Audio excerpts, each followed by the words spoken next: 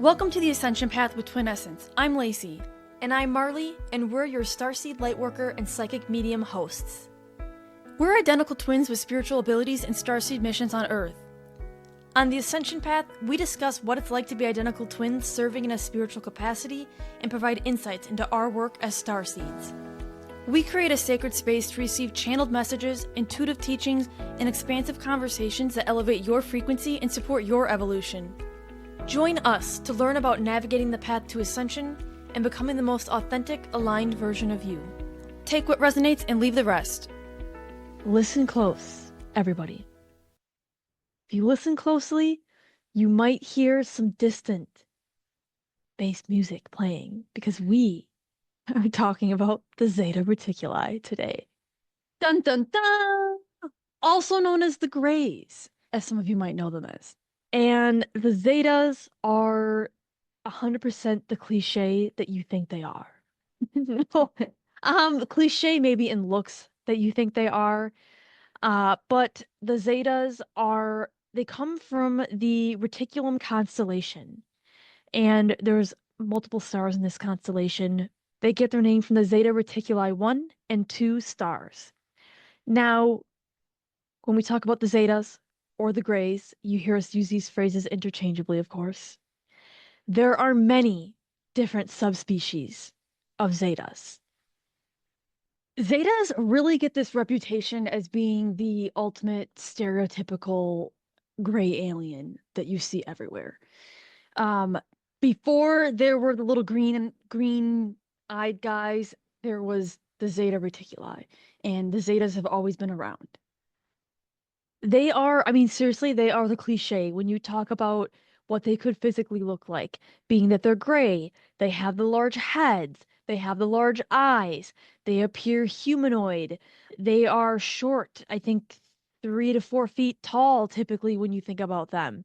And usually that's how they appear to people as well when they interact with them in a dream state. They appear very short. They have the stereotypical head that starts out very large with the cranium and goes very small at the chin, very similar to the pillow I'm holding for those that are watching on YouTube. We each have a pillow like that. And then they have the very, very large eyes that are also a part of their head. And like Marley said, they're smaller in stature and height. And these little guys, I'm going to call them little guys, even though they're known for being very non-gendered. Essentially, they don't have a sex or a gender, is how people describe them.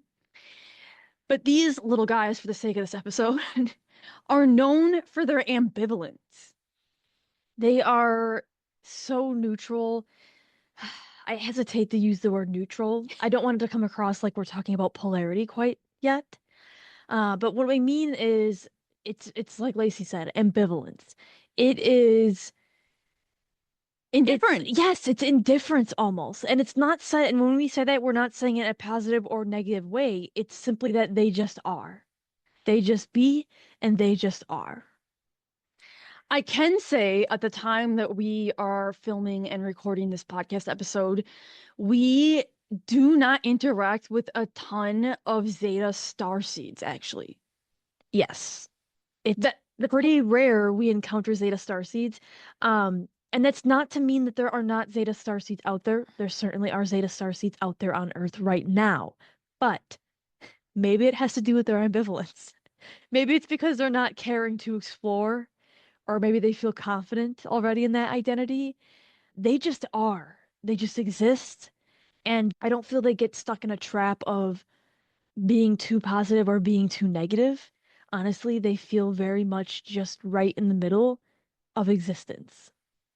The hallmark that we typically see with a Zeta starseed is really that indifference. That is what lets us know someone might be partially Zeta, fully Zeta starseed. But other than that, it may have to do with their role in Earth. And while they may be indifferent, they may be ambivalent, they may come across from a place of pure neutrality and existence, they are making headlines on Earth right now. Zetas are showstoppers. Zetas are abducting and are heavily linked to UFO or UAP sightings, unidentified flying objects for those who aren't familiar. Zetas are going to be all over the headlines, and they're always what's making the headlines. You're never going to see another star being that actually really makes the headlines the way Zeta does. We're talking implants, we're talking cattle mutilation, we're talking all of the fear mongering and the TV shows. Paranormal TV shows typically are about Zetas and the work that they are doing on Earth currently.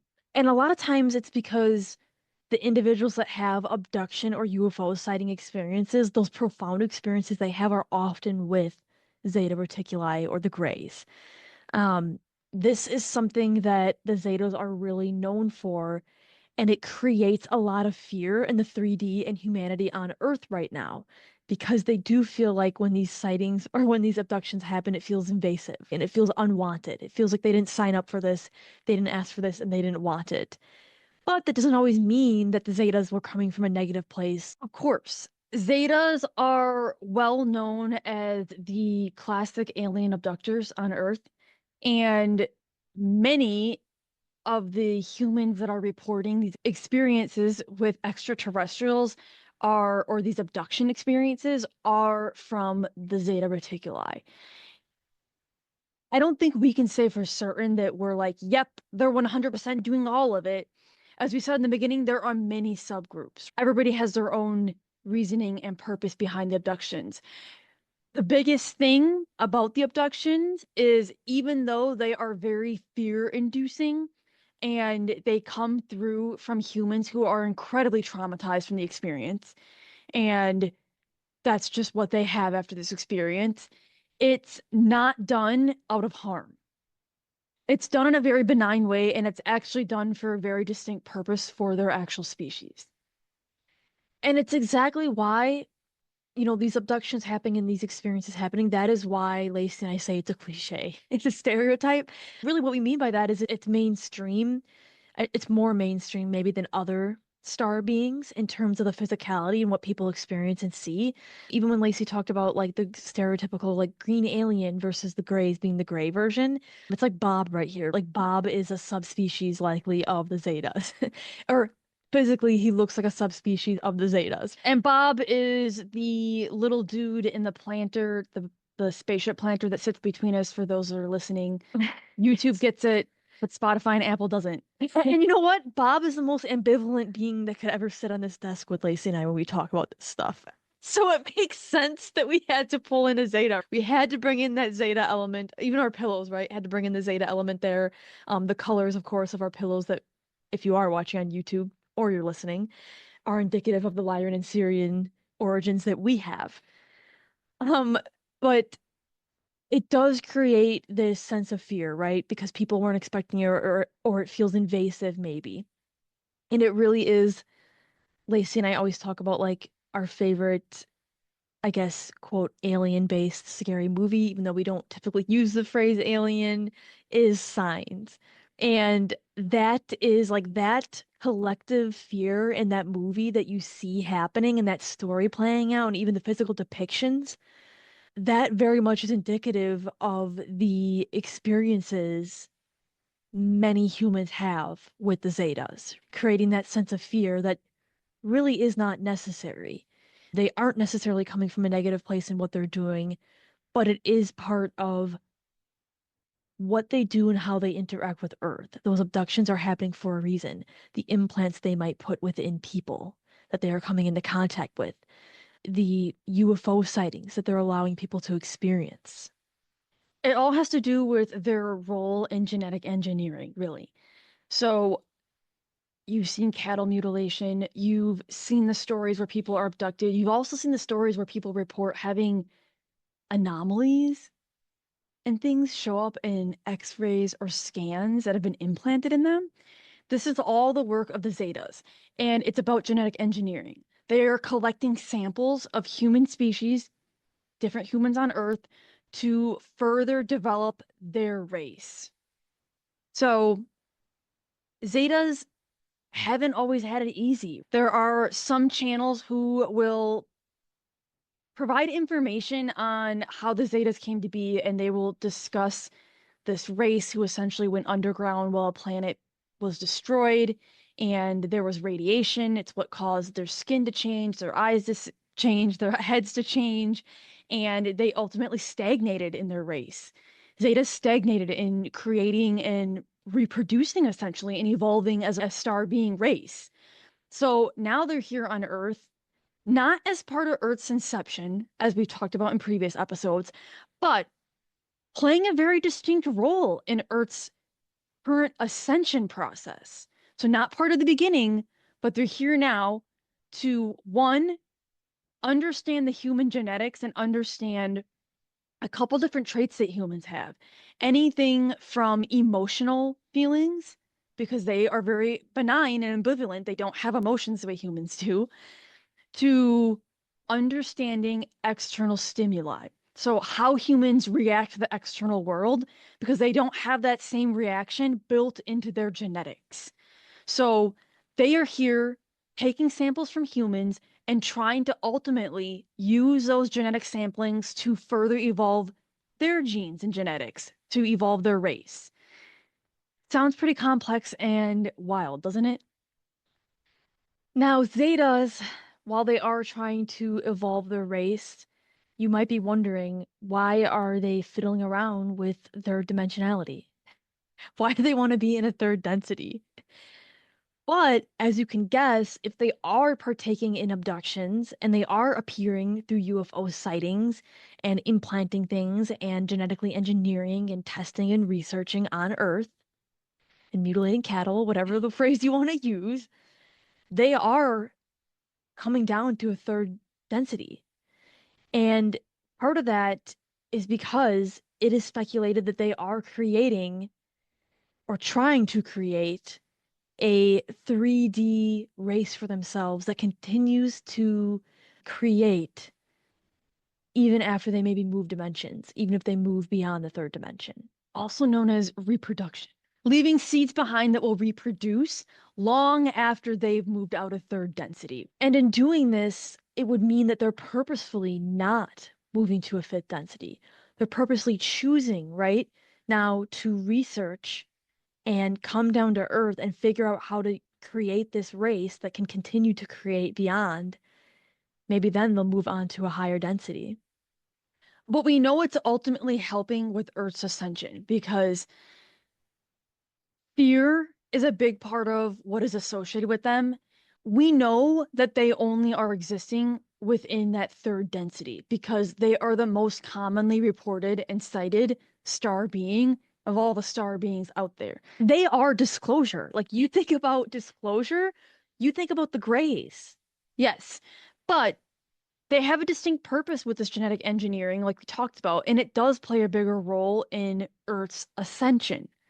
So they're currently interacting with present day humans on Earth, who, by the way, aren't just being randomly chosen.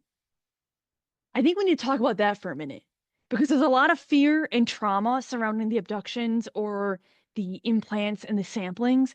And there's two reasons for that. The first being the random selection piece. Were you randomly selected? Is there any part of you within your soul that feels you were randomly selected to do something in this incarnation? That's what I thought. The answer is probably no. If you're conscious of your multidimensionality, you understand where you come from, you understand there's more than what you can see to this 3D reality, then you know that none of this is coincidence. You know that you made this choice, you made this incarnation, you are creating your reality, you're co-creating with the universe right now and deciding how you want to manifest that mission, what kind of gifts you're going to bring forward in this incarnation. So most of these individuals actually are voluntarily entering into that contract and agreeing in this incarnation to provide samplings, to provide that research to the Greys. It's likely connected to their cosmic origins as well. And I think we cannot forget about the role that polarity plays in this, as well as the many subgroups of Zetas that are out there. Because those of you that are listening probably remember a much earlier episode in which I talked about quantum hypnosis and I detailed a past life experience of being abducted by Greys, essentially. And the way my higher self and Star family described the experience was that it was unauthorized. It wasn't something that they wanted. It wasn't something that they wanted done to me in that specific incarnation. And it impacted my mission in that lifetime and how I was able to move forward. So we can't quite rule out the total spectrum of polarity with these abductions and the subgroups, because based on what I've channeled, maybe it's not all agreed upon. But for the most part, Zetas aren't out here randomly watching you being like, you know what? This guy didn't sign up for this, but I think we should sample him. She seems reactive. Let's go with that one. For the most part, it is something that's voluntarily done.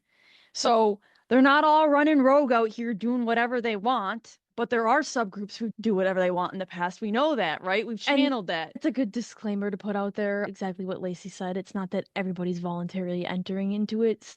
Zetas do have a mind of their own, right? But most often it is voluntary that you're entering into it in this incarnation and you've consented to that and you've decided that and you've signed that into your soul contract.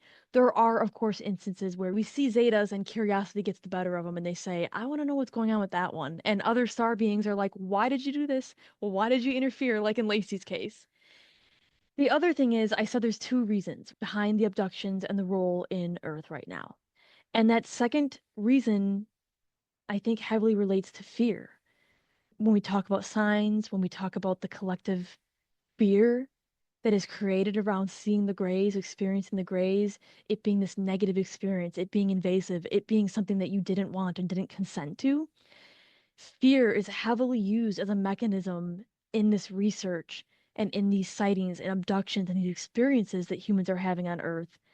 Because oftentimes, fear or trauma is how we experience that spiritual growth and how we can experience duality for ascension. Lacey and I talk about this all the time. You can't live in a bubble with no trauma, no negative experiences, because you'd never grow, you'd never integrate for ascension. Exactly. Fear is a very distinct tool that is used in the abductions by the Zetas and the humans. But the fear is playing a very distinct role in it. Fear is a growth edge for humans. Fear is also a bit of a 3D thing. It's very human. It's something that we create. And I don't know anybody who never experiences any kind of fear. Even on the ascension path, like the two of us, you transcend what you transcend, but you're going to be met with another level of fear or another level of something that you're worried about. And it all relates to fear. And it's a distinct part of the human experience that is very intriguing to the Zetas, but also helps them with pushing humanity's evolution forward. And when you think about evolution, you need those growth edges. We need that fear. If you're not willing to come face to face with a shadow, you're never going to be able to move past that and transcend that. So the fear plays a purpose, but until humans can actually face the shadows, they're not going to be able to move past the fear and see the Zetas for what they really are and what they're doing. They're going to continue to stay in the very 3D construct and belief system of victimhood. And the Zetas are just going to keep taking them. No, I'm just kidding. Never stop. The Zetas are like, this is the longest longitudinal study we've ever done on this race. No, I'm just kidding. I'm kidding, not kidding. It seems like it's been going on forever in our linear time world construct that we exist within. But I think about that quote. I can't even remember who said it. Isn't it like everything that you've ever wanted is on the other side of fear? That's at least what they're bringing through right now. And it's true. Like every big decision we make, even the ones that are our dreams lie before us. And yet, what's going to stop us every time is ourselves. And it's the fear within ourselves. You could receive the best opportunity you've ever received, and you're really excited to do it. But even after you say yes, you're probably going to have that little twang that's like, oh my God, what did I just say yes to? What if I fail? What if I this? What if I that? That's fear bubbling up within you, making you feel a certain way, maybe stopping your actions or pushing your actions forward. How powerful would it be if you were able to actually face that fear and transcend it and actually move past it, because it's not always real. It's not real. And I think that's that's the beauty of Zeta Reticuli, the Zetas, the Greys. The beauty behind them is the ambivalence. And while it might seem outwardly in the 3D world, based on the headlines, based on collective fear around something, that it's a negative thing, ultimately it's not. It's truly ambivalent. They're truly neutral to it. And they are just simply helping humans. I mean, they're helping disclosure, but they are helping that integration process for ascension, that integration between positive and negative polarities. Another thing I want to bring up too is how they're showing it to me, and some of the things that they learn from humans with their sampling. I want to call it sampling because sampling feels safer. It does. For viewers and listeners, sampling. With their human sampling, Zetas are like, hey man, what have you to tell yourself? Yeah, we're still going to take you into the lab. No, right? Not good if you have white coat syndrome. Let me tell you. I say that, and it's like, the Zetas are like, we don't even like make jokes. Like, they're like, God, why are these Lyran and Sirians trying to tell the story of the Zetas? No, I'm just kidding. No, they're like, we don't have this much personality. No, I'm just kidding. Oh, but I'm bummed. Oh, okay, I don't mean that as a negative way. Sorry, Zetas. Sorry. Please don't come see me in my bedroom at night. The point of it, of what I'm trying to say, is how they're showing it to me is humans are also very individualistic. It's all about their individual choices, it's about their individual lives and how they're moving through that, their reactions to external stimuli, their emotional state. Whereas Zeta are all united. Zeta Reticuli are that unity consciousness. They're connected to one another. They move the same as one another. They understand that not one of them is more important than the other, and that it's all about unity and the whole, and how that connects back to source. Whereas humans are individualistic. So a big part of the genetics is also about unity consciousness and about how humans can move from individualistic views facing their shadows into that unity, because that's what ultimately helps with ascension. Unity consciousness is ascension. And unity consciousness does not mean you're all going to think, act, look, and do everything the same. It's not groupthink. Just want to make that clear. No, but it is true. It's another part of the beauty of the Zetas, that unity consciousness. They move from the whole, they understand the whole, they act from the whole. And I think that's something that the human race lacks significantly as it relates to integration and ascension. I think we're moving towards that. So we see unity consciousness as this essential ingredient, if you will, in creating ascension on a collective scale, I would say, on Earth. And the Zetas really play a 3D role on Earth, as we talked about, and a 3D role in helping us ascend, helping us understand fear and how fear plays into how we ascend, how we transcend emotions and experiences to co-create with the universe and understand our multidimensionality. That's really what the Zetas are doing, and that is pushing forward disclosure on a collective level on Earth, and it's pushing forward an understanding of unity consciousness that most people probably aren't even aware of. It's probably something that's subconsciously existing, unless they're more awakened, of course, that they might understand and see that.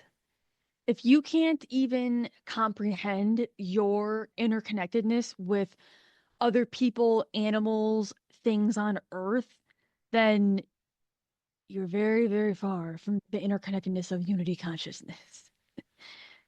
And the Zetas are interacting, or I should say, many channels say, which I think resonates with where we're at right now on a collective level, that Zetas are interacting with present day. I'm going to put air quotes around present, the very linear term, very third dimensional. Yeah. Right? Everything's happening all at once.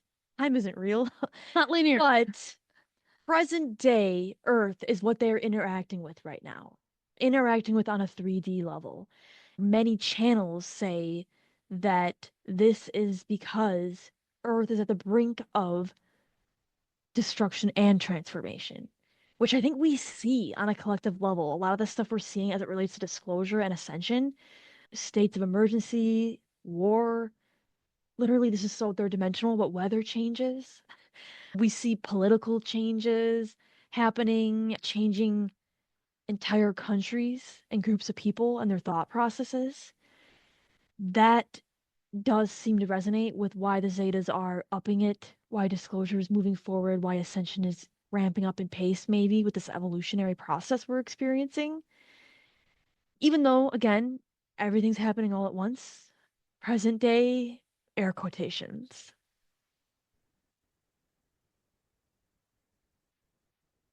With that, we will lead into some channeled messages from the Zetas, and they have a very interesting energy because it's just very distinct from other star beings. I know we said that about all of them. That's literally part of our gifts, is to be able to understand and distinguish the differences between all of them.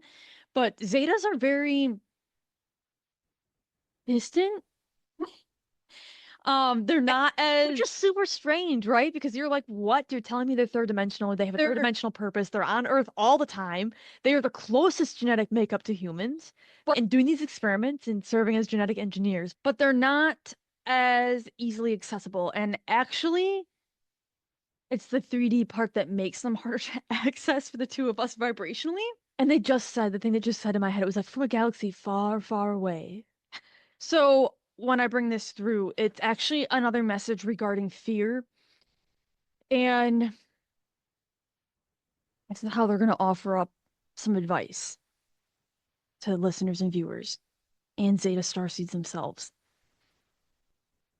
The true gift of ascension and humanity lies in the shadow.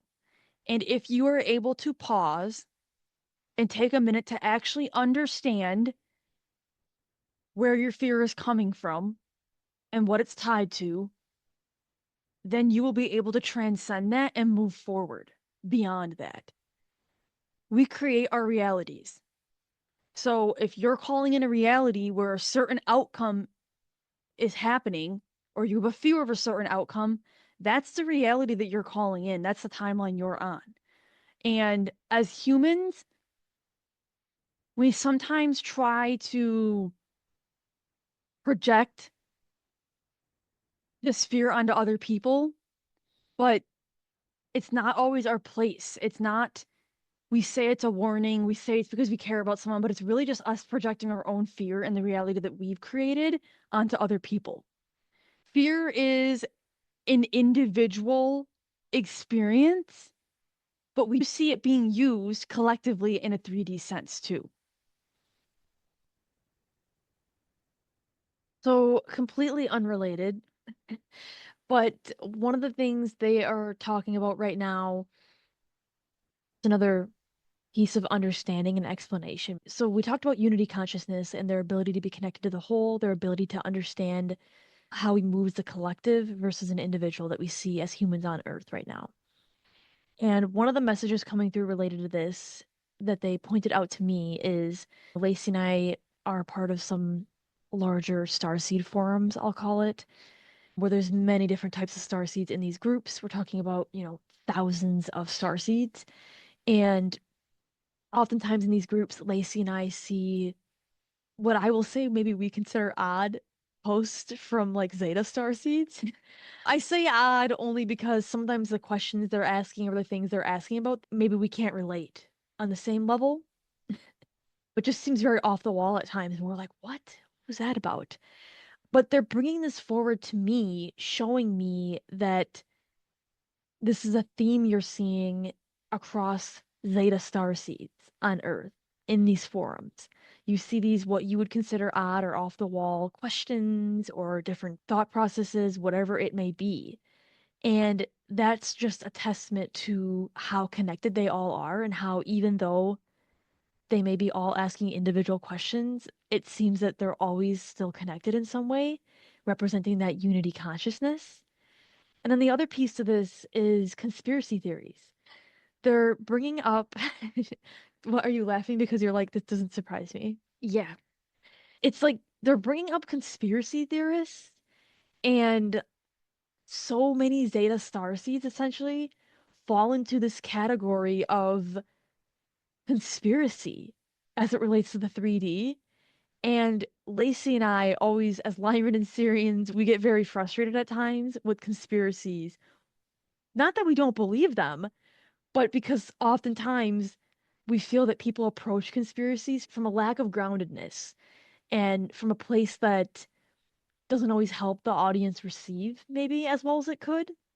They're bringing it up to me, saying that it's kind of like Zetas themselves. We bring forward disclosure in our own way, and Zeta starseeds also bring forward disclosure in their own way. It's not necessarily meant to be received by a large audience, but it comes across as your conspiracy theorists. And I think too, they're not meant to be grounded in their approach, which I just think is very interesting because it's almost like they're just like floating. That's how they come across to me. It's just like floating. Yes, I think that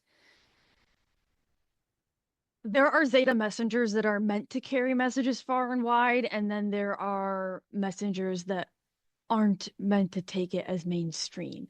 And I think that can be said for any spiritual modality or area, if you will. The conspiracy thing is very interesting because a line between truth and conspiracy is very blurred. And it's all about how you create your reality, ultimately. Because if you exist in a world or timeline where you believe, like people who don't believe that we actually landed on the moon, if you believe that, that's creating your reality. You're going to see evidence to reinforce that belief. If you don't believe that, that creates your reality, and you'll see evidence to reinforce your belief. So conspiracy is not necessarily a bad thing. It's research. That's how they say it to me. It makes sense now because we're talking about Zetas doing this research, being genetic engineers. Zeta starseeds fall into the conspiracy and or theorist category because that's what they are. They're researchers. And they're just experimenting and they're hypothesizing. Some of them may be taking it extra steps to research further and try to find reliability and validity in what they're doing. Others may not take it that far. Others may just believe and may not need the evidence. We talk all the time about 3D evidence and how, as we move through Ascension, you don't need as much 3D evidence. And I think that same thing can be said for the Zetas. I think they are looking for 3D evidence. They are the 3D evidence. They are, I mean, they are the 3D evidence. Maybe not even necessarily looking, but they are. But they're creating it and they're researching it. It's also important to note that Zetas aren't the only conspiracy theorists out there. There are plenty of other starseeds that dip their toe in the old pool. Oh, yes. Of conspiracies or whatnot. And the truth is, they're just seekers looking for answers to things that they could find inside.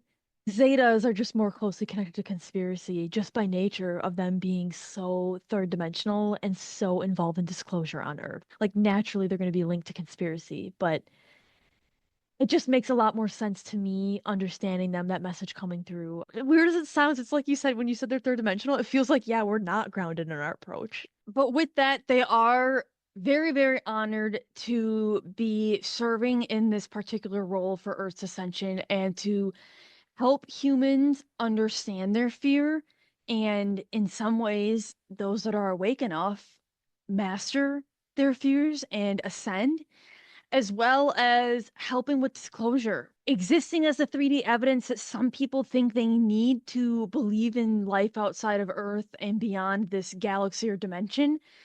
So it's a very, very important role. And without all the headlines, they would probably not be nearly as interesting, but it's really important what they're doing on Earth right now. And Zeta Starseeds, we need you just as much as we need the other Starseeds out there. Oh, definitely. And with that, we will leave you with all the nice images swirling around in your mind of abductions and Zetas. But there's no need to fear anymore. Hopefully, this levels it out for you and you can understand them and approach them with a different attitude or emotion. Take a more integrated approach. Let's put it that way.